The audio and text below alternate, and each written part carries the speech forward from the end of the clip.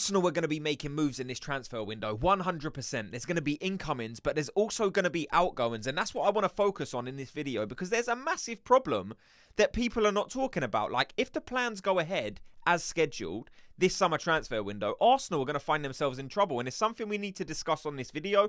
It's something I want to hear everyone else's opinions on. But before we do it, just very quickly, I hate to do it, but just hit like on this video. So the main problem we're going to have is, there's so many players in that first team that need to be replaced. We need to bring new players in, and there's some fringe players that don't seem like Mikel Arteta trusts them enough to get game time that will be shipped out. I'm talking about, in particular, Aaron Ramsdale, Eddie Nketiah, Emile Smith Rowe, and Reiss Nelson.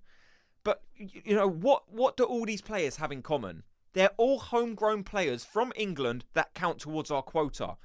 If we sell all 4 of them players, we might have a problem with homegrown players. You need to have a certain amount of homegrown players in your squad. And if we sell 4 English players, that massively dents our English quota, our homegrown quota. We got players like Gabriel Martinelli, William Saliba, who fall under the category.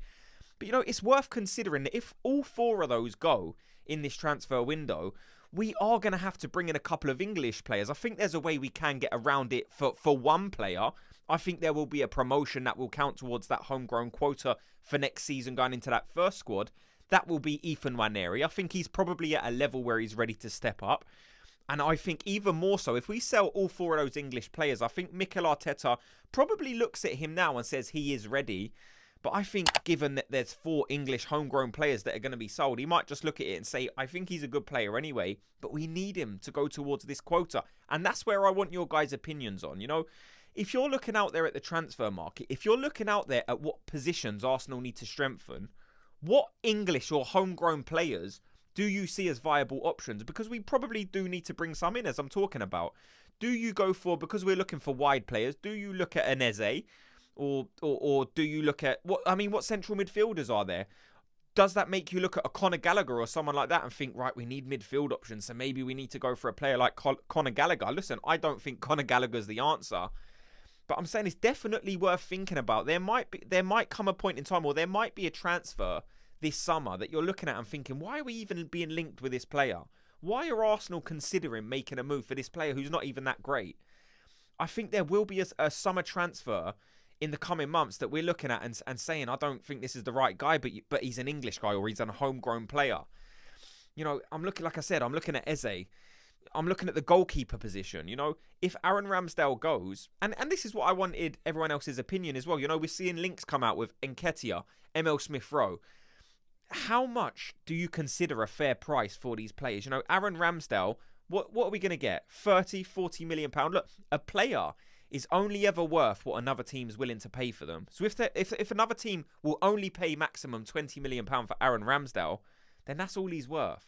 I think he's worth more than that. I remember a point, 2 seasons ago, where on Transfer Market, Aaron Ramsdale was rated as the highest value goalkeeper in the world. When he was playing for Arsenal, when he was pulling out them unbelievable saves, the Tottenham and Liverpool ones come to mind where players are through one-on-one and he just pulls out a worldy save. When that Aaron Ramsdale was playing for Arsenal, there was on Transfer Market, seriously, he was quoted as being a £75 million player. And that's what happens when you're a goalkeeper in form and you're playing for one of the best teams in Europe.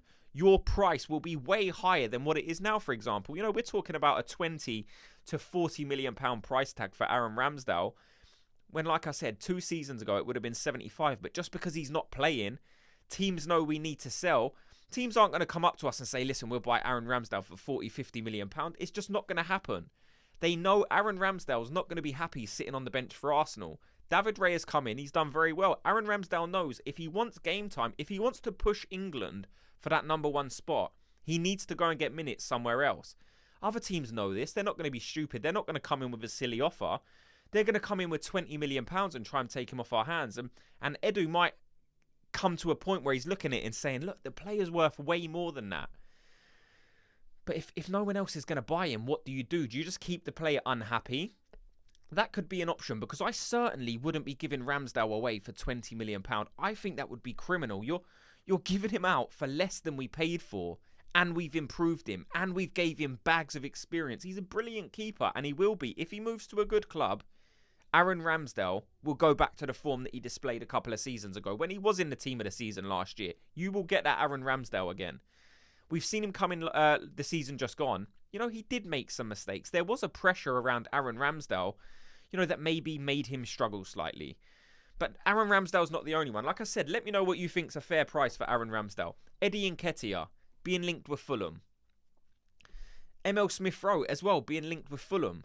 And they're both being quoted as being £30 million. As someone in my comment section rightly said, if we can get 30 million for Eddie Nketiah, we should be looking at about 50 million for Emile Smith Rowe. Because, you know, in a lot of people's opinion, in mine and the guy who commented, Emile Smith Rowe has bags more talent than Eddie Nketiah. Now, I just want to preface that by saying, Eddie Nketiah, if he goes to a decent team in the Premier League, he will score goals. He is a fox in the box. He's a great finisher. You know, he holds the record of being England's under-21 top scorer for a reason. You know, he does know where the back of the net is. He's just not up to the level required to be an Arsenal player, and that's okay. But I do still think Eddie Nketiah, when he leaves Arsenal, will end up shocking a lot of people. I think he will score quite a few goals, and people are going to start throwing, you know, oh, why did we let go of Eddie Nketiah? I'm expecting it. I think Eddie Nketiah will go to a team, a decent team, where he will get service. And I think Eddie will score goals. I think he is a Premier League striker. Emile Smith Rowe, I think he's the next level up. I think he does have star quality. Emile Smith Rowe, you know, he's a very good ball carrier. Probably one of the best in the team. Again, someone mentioned that. So someone will want Emile Smith Rowe. Again, but it's in terms of price, you are only ever going to get what someone's willing to pay. And if Fulham are only willing to pay 30 for Nketiah and 30 for Emile Smith Rowe, you know, then that's what they're worth. Again, I think Smith Rowe is worth or should be worth more than Eddie Nketiah, because I think Smith Rowe's a better player. But what would be a fair price? That's what I'm looking at and saying. If we can get realistically 30 for Ramsdale, 30 for Nketiah, 30 for Smith Rowe, and then Reiss Nelson. You know, again, Reiss Nelson, when they was in the youth squads, Reiss Nelson was always touted as the player who has, you know, he was the prospect. He was the one seen as the guy who could step up and make that transition into the first team. It never happened. That guy was Bukayo Saka, and Reiss Nelson hasn't been able to budge Bukayo Saka from his position. So Reiss Nelson does need to go. Again, I think Reiss Nelson does have a bit about him. If he goes to a team, I wouldn't be surprised if he flourishes and eventually even earns an England call-up, because I do think he's a good player. In terms of today's market, he's not going to be worth as much as Emile Smith Rowe or Nketiah, because he hasn't, you know, had the ability to show what he can do, or he hasn't shown what he can do as much as a Smith Rowe or a Eddie Nketiah. So I do expect his price to probably be significantly less. It might get to a point where you're looking at Reiss Nelson and you might only get 10, 15 million pound for him. And I know a lot of people will say you're undervaluing the players. But again, no one's going to come to Arsenal with 30, 40, 50 million pound for Reiss Nelson. You know, it's unrealistic to probably expect a team to come in with that much money. Like I said, I want to hear your thoughts on it. Let me know, how much do you think Ramsdale's worth, Nketiah, Smith Rowe and Reiss Nelson? And what do you think of the homegrown quota? What English players would you go for? Let me know. Also, we've had news come in the last day or two that Benjamin Sesko, we heard news that he said yes to Arsenal. He wants to come to Arsenal. But since that news has broke, we've had Chelsea come into the picture, and we know what Chelsea are like when it comes to transfers. They're always looking over other people's shoulders. They've done it at Newcastle, tossing, signed him straight up. Last season, Mudryk stole him. You know, we were so close to signing Mudryk. Chelsea come in and swipe, and they've done it so many times last season. It seems to be Chelsea's mode of acquiring transfers, isn't it? They're looking over their shoulder. They are literally that Mr. Bean meme, you know, where he's they're doing the test and he's looking over the shoulder, having a look at the answers. That's literally how Chelsea conduct their transfer business, it would seem. It's like they allow players or clubs that they know have a good success rate in acquiring good talent. It's like they sort of wait for them to make their move and they say, right, he must be a good player, let's jump on that. And then they go and sign that player. They throw crazy money on the table.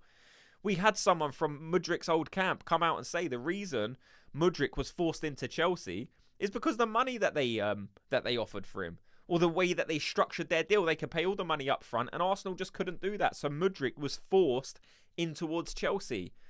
And if there's a similar sort of situation with a Sesko deal, where Sesko says, look, I want to join Arsenal. RB Leipzig might say, yeah, but look, Chelsea have come in and they're going to pay us all the money up front. Arsenal want to Klarna it. They want to do it in a pay and free.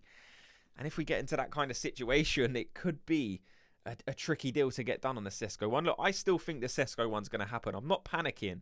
But when you hear Chelsea are now in for the player, it always does make you think, you know, it's like deja vu. We can't be having this situation again.